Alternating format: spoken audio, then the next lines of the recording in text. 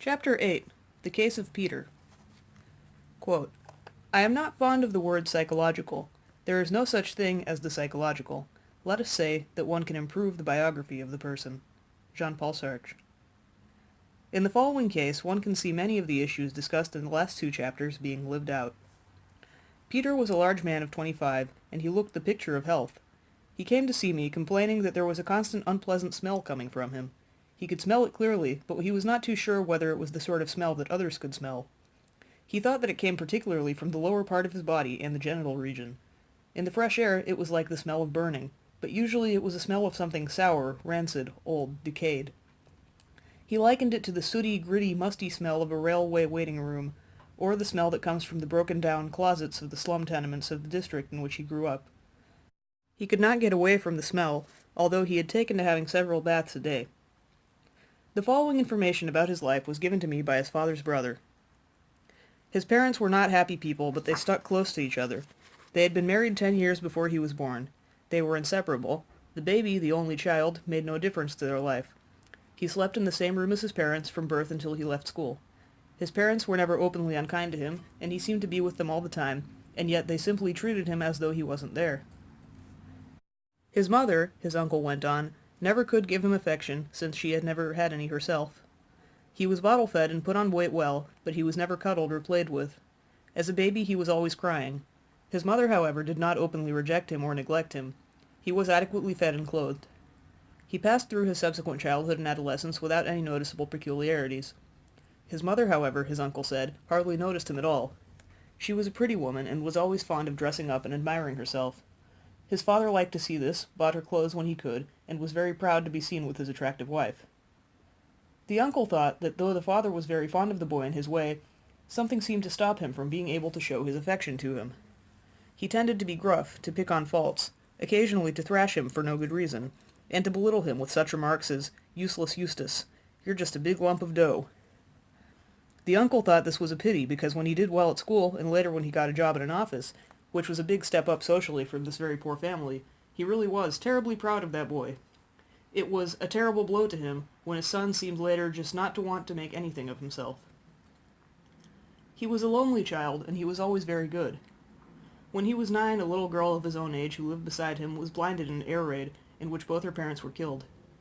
For several years he spent most of his time with this little girl. He had inexhaustible patience and kindness. He taught her how to get around the district, took her to pictures, sat with her and talked with her. This girl later partially recovered her sight. She told his uncle that she owed her life to the little boy of 9, because he was the only person who had really had time for her when she was blind, helpless, and friendless, with no one who either could or would step into the place of her dead parents.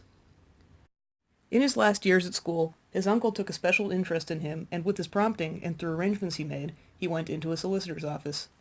The boy left this office after a few months because of lack of interest, but, again through his uncle, he obtained work in a shipping office. He stayed with this firm until his call up to the army. In the army, at his own wish, he looked after patrol dogs, and when he left after serving his 2 years without incident, he broke his father's heart by literally going to the dogs, in that he obtained the job as a kennelman at a dog track. He left this, however, after a year, and after 5 months doing various unskilled odd jobs, he simply did nothing for the 7 months before he went to his general practitioner complaining of smell. There was, however, no smell from him, so his GP referred him for psychiatric help. The patient described his life in the following way. His own feeling about his birth was that neither his father nor his mother had wanted him, and indeed that they had never forgiven him for being born. His mother, he felt, resented his presence in the world because he had messed up her figure and damaged and hurt her in being born. He maintained that she had cast this up to him frequently during his childhood. His father, he felt, resented him simply for existing at all. He never gave me any place in the world. He thought, too, that his father probably hated him because the damage and pain he had caused his mother by his birth had put her against having sexual intercourse. He entered life, he felt, as a thief and criminal. One recalls his uncle's statement to the effect that his parents remained largely engrossed in themselves, and that they treated him as though he was not there. The relation of being ignored to self-consciousness is well brought out in the following transcript of a tape recording of an exchange during our second interview. Peter. Ever since I can remember I was sort of aware of myself, a sort of self-conscious, obvious in a way, you know. Me. Obvious? P. Well, yes, obvious. Simply being there. It was just being aware of myself. Me. Being there? P. "Oh, just being at all, I suppose." He, his father, used to say that I had been an eyesore since the day I was born. Me: "An eyesore?" P: "Yes, useless Eustace was another name for me, and a big lump of dough." Me: "You felt guilty about just being there." P: "Well, yes, I don't know, really. It was simply for being in the world in the first place, I suppose." He said he was not lonely as a child, although he was on his own a good deal. But, quote, "lonely is not the same as being alone." He had what was probably a screen memory from about 4 or 5 years of his mother telling him, when she caught him playing with his penis, that it wouldn't grow if he did that. When he was about 7 or 8, there were a few episodes of a sexual nature with a girl of his own age, but he did not start masturbating until the age of about 14. All this was of major importance to him, and served to intensify his self-consciousness. The only early memories he told me to begin with were of these sexual incidents. They were told without any warmth. It was many months before he mentioned, in a casual way, the blind little girl, Jean. At secondary school, his feelings about himself were becoming more definitely crystallized. As far as it is now possible to reconstruct them, he was beginning to have a growing sense that he was being put by everyone in a false position. He felt under an obligation to his teacher and his parents to be somebody and to make something of himself, whereas all the time he felt that this was on the one hand impossible, and on the other hand unfair. He felt that he had to spend all his time and energy in being a credit to his father, his mother, his uncle, or his teacher. However, he was convinced in himself that he was nobody and worthless, that all this effort to be somebody was a deception and a pretense. His teacher, for instance, wanted him to, quote, "speak properly," and to wear middle-class clothes. But all this was trying to make him be what he was not. She had him, the secret masturbator, reading Bible lessons to other children at school, and held him up as a paragon. When people said how good he must be to be able to read the Bible so well, he laughed sardonically to himself. It just showed what a good actor I was. Yet he himself, beyond feeling that he was not the person he was playing at being, did not know what he wanted to be. Alongside the feeling that he was worthless, there was also the growing impression that he was someone very special, sent by God for a special mission, but who or what he could not say. In the meantime, he deeply resented what he felt were everybody's efforts to make him into a saint, which were, quote, more or less just for credit to themselves. It was without joy, therefore, that he worked in his office job. He came to hate more and more, and women in particular. He was aware of hating others, but it had not occurred to him that he feared them. Why should he, when, quote, "they couldn't stop me thinking what I liked"? This, of course, implies that they had some power to coerce him to do what they wanted, but as long as he was outwardly compliant to their wishes, he avoided experiencing the anxiety which we must suppose led him to conform to others and hardly ever reveal himself to them. It was at the second office that he first experienced attacks of anxiety. By then, the central issue for him had crystallized in terms of being sincere or being a hypocrite, being genuine or playing a part. For himself, he knew he was a hypocrite, a liar, a sham, a pretense, and it was largely a matter of how long he could kid people before he would be found out. At school, he had believed that he had been able, to a large extent, to get away with it. But the more he dissembled what he regarded as his real feelings, and did things and had thoughts that had to be kept hidden and secret from every other, the more he began to scan people's faces in order to try to make out, from what he could read in them, what he imagined they either thought about him or knew about him. At the office, what he regarded as his real feelings were largely sadistic sexual fantasies about his female colleagues, particularly one woman there who, he thought, looked respectable enough, but who he imagined was probably a hypocrite like himself. He used to masturbate in the office lavatory while evoking these fantasies, and once, as had previously happened with his mother, just after he had been doing this, he emerged and encountered the very woman whom he had been raping in his mind.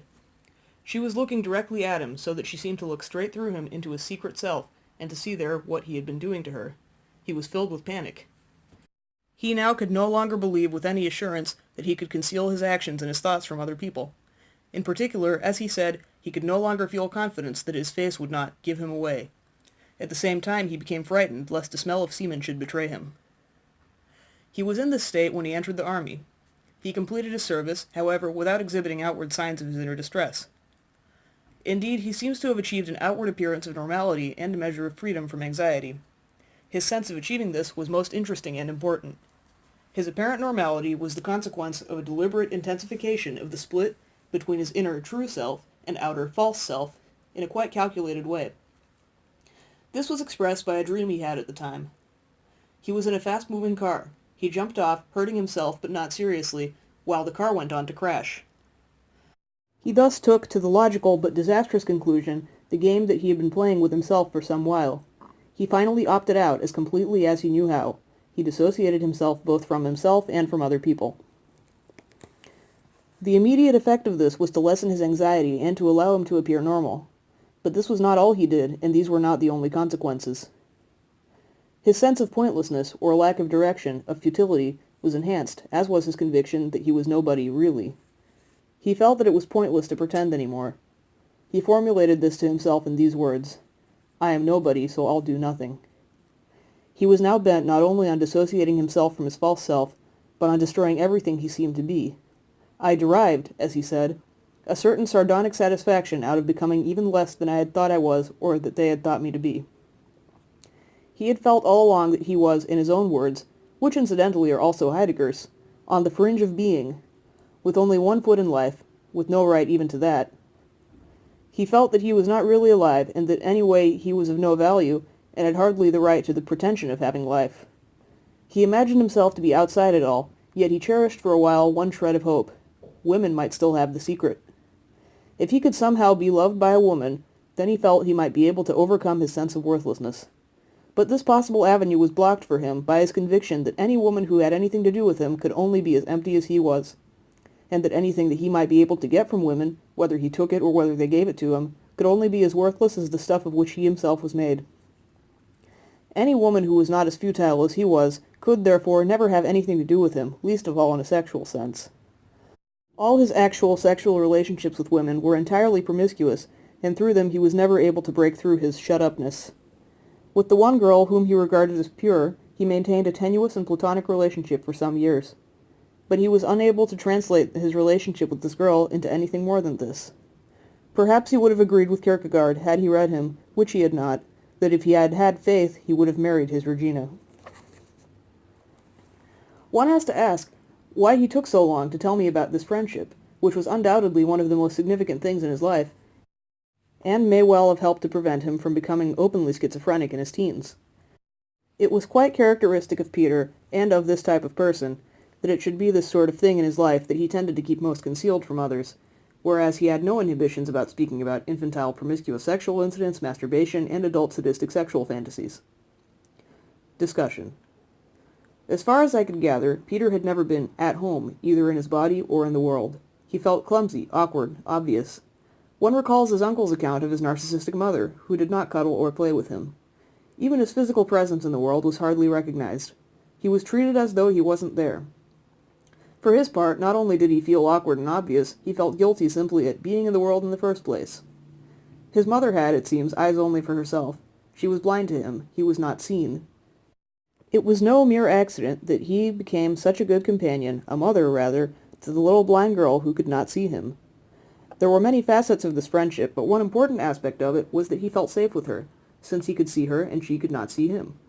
Moreover, she desperately needed him. He gave her his eyes, and he, of course, could afford to be sorry for her in a way that he could not for his mother. This girl, the patrol dogs, and the kennel dogs were the only living creatures towards whom he could show and from whom he could receive affection spontaneously. With almost everyone he began to operate with a false self-system based on compliance with their wishes and ambitions for him. As he continued to do so, he came more and more to hate others and himself. As his feeling of what properly belonged to his true self contracted more and more, this self began to feel more and more vulnerable, and he came to be more and more frightened that other people could penetrate through his sham personality into the inner sanctum of his secret fantasies and thoughts. He was able to carry on in an outwardly normal way the deliberate employment of two techniques which he called disconnection and uncoupling. By disconnection he meant widening the existential distance between self and the world. By uncoupling he meant the severance of any relationship between his true self and his repudiated false self. These techniques were basically to avoid being discovered, and had many variants.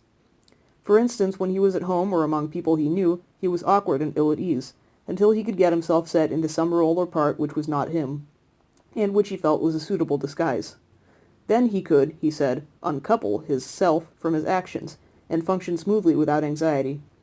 This was not a satisfying resolution of his difficulties, however, for various reasons. If he was consistently not able to put his self into his actions for a long period of time, he felt with growing intensity the falsity of his life, a lack of desire to do anything, an unrelieved sense of boredom. Moreover, the defense was not foolproof, because from time to time he would be caught off his guard and feel a look or remark to penetrate into the core of his self. His sense of being in danger from the gaze of others became more persistent and less easily allayed by the device of not letting them see his self. He would feel at times and have difficulty in dissolving the impression that they could see through his pretenses.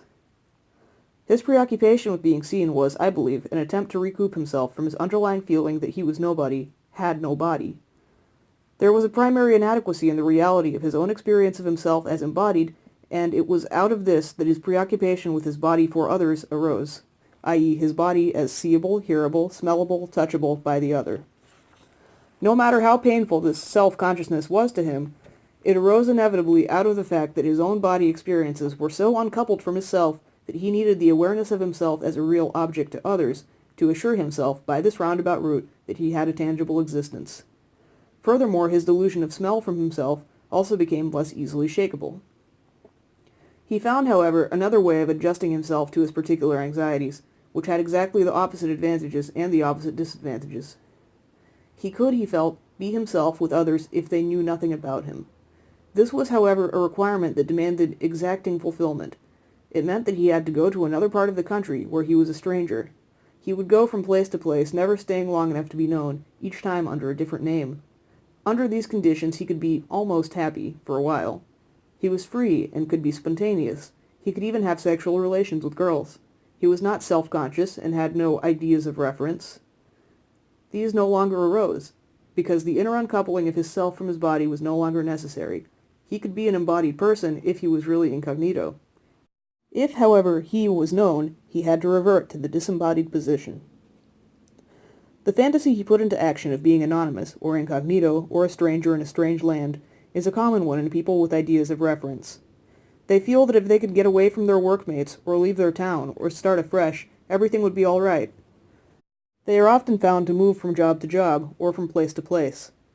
This defense works for a short while, but can last only as long as they are anonymous.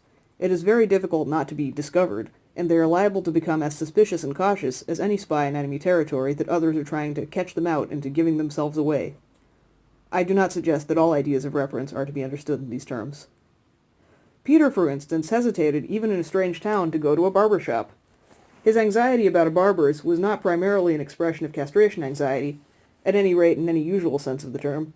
Rather, he was uneasy about having to answer any questions about himself that the barber might possibly ask, however innocent. For example, do you like football? What do you think of that chap who won 75,000 pounds? Etc.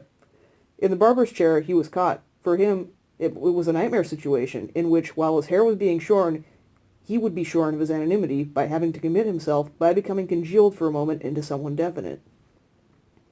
Whereas people are commonly found to say that they come from this or that place, or work at this or that job, or know such and such a person, I try as far as possible not to let it be known where I'm from, what I do, or who I know. Similarly, he was unable to patronize one public library and hold a single ticket in his own name. Instead, he borrowed books from various libraries all over the city, at each of which he held tickets under an assumed name and a false address. If he thought that the librarian had come to recognize him, he did not return to that library. Although this defense was difficult to sustain, since it indeed demanded for its success as much effort, skill, and vigilance as would be required of a spy in enemy territory, so long as he could feel that he was not discovered or recognized, this method did serve to rid him of the need to be constantly uncoupled and disconnected. But it required a constant anxious alertness, since he could never be out of danger. At this point, however, his situation, although difficult, was not utterly desperate. It was, of course, rendered critical by the way his schizoid defense system, which was his whole modus vivendi, his attempt to find some feasible way of living in the world, became an intentional project of self-annihilation. It was when this happened that his precarious sanity began to pass a critical point and become a psychosis. True and false guilt. We must now consider more closely the guilt Peter was subject to and its consequences. We remember that not only did he feel awkward and obvious, but he felt guilty, quote, simply at being in the world in the first place. On this level, his guilt was not attached to anything he had thought or done. He felt he had no right to occupy space. Not only this, he had a deep-seated conviction that the stuff he was made of was rotten. The fantasies he had of anal intercourse and the production of children made of feces were expressions of this conviction. The details of these fantasies are not our present concern, except insofar as they contributed to his apperception of his self as being made up of muck and dung. If his father had said he was a big lump of dough, he himself went much further. Under the conviction that he was a worthless lump of muck and dung, he felt guilty at seeming to be anything worthwhile to others. He felt bad for masturbating. However, the crux of his sense of guilt is, I believe, revealed in the curious finding that when he gave up masturbating, his feeling of worthlessness was intensified. And when he really set about doing and being nothing, his smell of himself became intolerable. As he said later of this smell, it was more or less the regard I had for myself. It was really a form of self-dislike. That is to say, he stank so badly in his own nostrils that he could hardly endure it. He had in fact two entirely antithetical and opposed sources of guilt. One urged him to life, the other urged him to death. One was constructive, the other destructive. The feelings they induced were different, but both were intensely painful. If he did things that were an expression of self-affirmation, or being a worthwhile, valuable person, real and alive, he would be told, "This is a sham, a pretense, you are worthless." However, if he persisted and refused to endorse this false counsel of conscience, he did not feel so futile, unreal, or dead, and he did not smell so badly. On the other hand, if he resolutely tried to be nothing, he still felt he was a pretense or a sham, he still experienced anxiety, and he was just as compulsively aware of his body as an object of other people's perception. The worst effect of all efforts to be nothing was the deadness that settled over his entire existence. This deadness permeated his experience of his uncoupled self, his experience of his body, and his perception of the disconnected world. Everything began to come to a stop. The world came to lose what reality it had for him, and he had difficulty in imagining that he had any existence for others. Worst of all, he began to feel dead. From his subsequent description of this feeling of being dead, it was possible to see that it involved the loss of the feeling of realness and aliveness of his body. The core of this feeling was the absence of the experience of his body as a real object for others. He was coming to exist only for himself, intolerably, and ceasing to feel that he had any existence in the eyes of the world. It seems probable that in all this he was contending with a primary gap in the two-dimensional experience of himself, of which his parents' handling, or rather failure to handle him, had deprived him. His compulsive preoccupation, which he felt as extremely unpleasant, with being touchable, smellable, etc. to others, was a desperate attempt to retain the very dimension of a living body, that it has a being for others. But he had to pump up a sense of this dimension to his body in a secondary, artificial, and compulsive way. This was a dimension of his experience that had not become established in a primary sense out of the original infantile situation, and the gap was filled not by any later development of a feeling of being loved and respected as a person, but by a feeling that practically all love was disguised persecution, since it aimed to turn him into a thing of the other, a feather in the hat of his schoolteacher, as he put it. Yet although this patient had had difficulties at school and at his work, and although he felt he was a pretense and a sham at school and experienced panic at the office, it was more particularly when he himself began deliberately to cultivate the splits in his being that his condition took on an ominous turn. He said that he tried to disconnect himself from everything, and this is true, and to this he added his method of uncoupling. In this, he tried to sever the ties that related different aspects of his being together. In particular, he tried not to be in his actions or in his expressions, not to be what he was doing. One sees that here he was playing on the transitional position of body actions and expression between oneself and the world. Now he tried to say, all of me that can be an object for the other is not me. The body clearly occupies an ambiguous transitional position between me and the world. It is on the one hand the core and center of my world, and on the other it is an object in the world of the others. Peter tried to uncouple himself from anything of him that could be perceived by anyone else. In addition to his effort to repudiate the whole constellation of attitudes, ambitions, actions, etc., which had grown up in compliance with the world, and which he now tried to uncouple from his inner self, he set about trying to reduce his whole being to non-being. He set about as systematically as he could to become nothing. Under the conviction that he was nobody, that he was nothing, he was driven by a terrible sense of honesty to be nothing. He felt that if he was nobody, he ought to become nobody. Being anonymous was one way of magically translating this conviction into fact. When he gave up his work, he wandered through the country, constantly on the move. He belonged nowhere. He was going from anywhere to anywhere. He had no past, no future. He had no possessions, no friends. Being nothing, knowing nobody, being known by none, he was creating the conditions which made it more easy for him to believe that he was nobody. Onan's sin in spilling his seed on the ground was that thereby he wasted his productivity and creativity. Peter's guilt, as he later expressed it, was not simply that he masturbated and had sadistic fantasies, but that he did not have the courage to do with others what he imagined himself in fantasy to be doing with them. And when he tried and to some extent succeeded in curbing, if not repressing, his fantasies, his guilt became not only that he had these fantasies, but that he was repressing them. When he set out to be nothing, his guilt was not only that he had no right to do all the things that an ordinary person can do, but that he had not the courage to do these things over and against and despite his conscience, which sought to tell him that everything he did or could do in his life among other people was wrong. His guilt was in endorsing by his own decision this feeling that he had no right to life, and in denying himself access to the possibilities of this life. He felt guilty, that is, not so much at his desires, drives, or impulses in themselves, but because he had not the courage to become a real person by doing real things with real people in reality. His guilt was not simply at his wishes, but that they remained only wishes. His sense of futility arose from the fact that his wishes were fulfilled only in fantasy and not in reality. Masturbation was an activity in which, par excellence, he had substituted a sterile relationship to the phantoms of fantasy for a creative relationship with a real other. Instead of the possible guilt that he might have had arising out of real desire for a real person, his guilt was that his desires were only fantastic ones. Guilt is the call of being for itself in silence, says Heidegger. What one might call Peter's authentic guilt was that he had capitulated to his unauthentic guilt, and was making it the aim of his life not to be himself. There was also in this patient, however, the division of his inner self mentioned earlier. From his earliest days he had been haunted by the sense of being nobody, and now he was grimly bent on creating the conditions that would confirm this feeling. Yet at the same time he felt he was someone very special, with a special mission and purpose sent by God to this earth. This empty omnipotence and sense of mission were frightening to him, and he set them aside as a sort of mad feeling. He sensed that if he gave this feeling indulgence, that way lay, in Empson's expression, madhouse and the whole thing there. Yet a severe penalty was exacted from him for indulging the alternative. Since he had tried to be nobody by not living in and through his body became, in a sense, dead. When he dropped the pretense, therefore, it forced itself on his notice as he was recalled to it, as something musty, rancid, uncanny, in fact, unlived and dead. He had severed himself from his body by a psychic tourniquet, and both his unembodied self and his uncoupled body had developed a form of existential gangrene. One of his later remarks states the crux of the matter in a nutshell. Quote, "I'd been sort of dead in a way. I cut myself off from other people and became shut up in myself. And I can see that you become dead in a way when you do this.